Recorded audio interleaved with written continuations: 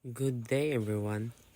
Our topic is about unintended conveyor belt movement. This happens when a conveyor belt continues to move slightly even after it's supposed to be stopped. This small movement can cause serious problem in manufacturing plants. Now, let us find your team problems root causes. First, residual energy in motors. Mechanical back driving. Warm or sleeping drives belt. Faulty braking system. Electrical control system faults. Root causes. Production delays and safety risks. The main causes of this problem include residual energy in motor, mechanical back driving, fault braking system, warm or sleeping drive belt, and electrical control system faults. These issues can lead to production delays and safety risks. Problem statement. In modern manufacturing, conveyor belts are used to move material efficiently. However, some conveyor belts continue to move slightly even when they are supposed to be stopped.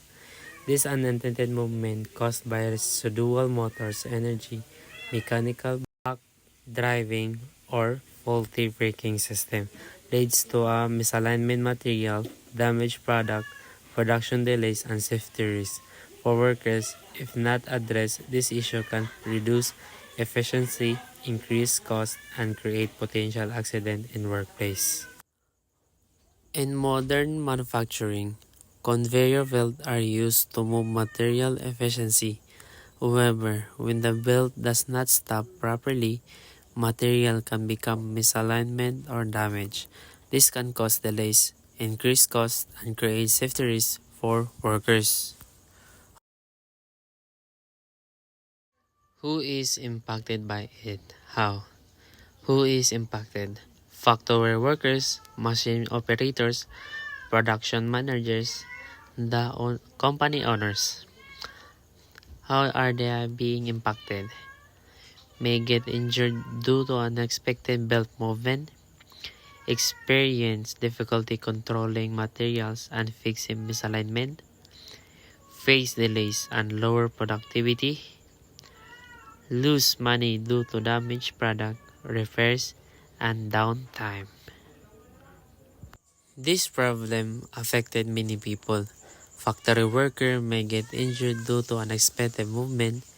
Machine operators may struggle to control materials. Production manager may experience delay and lower productivity. The company can lose money because of damaged product and downtime.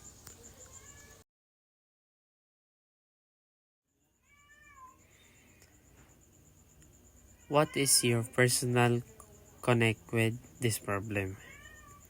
We are passionate because safety and efficiency in the workplace are very important. No worker should be at risk due to machine problems. We also want system to run smoothly without delays.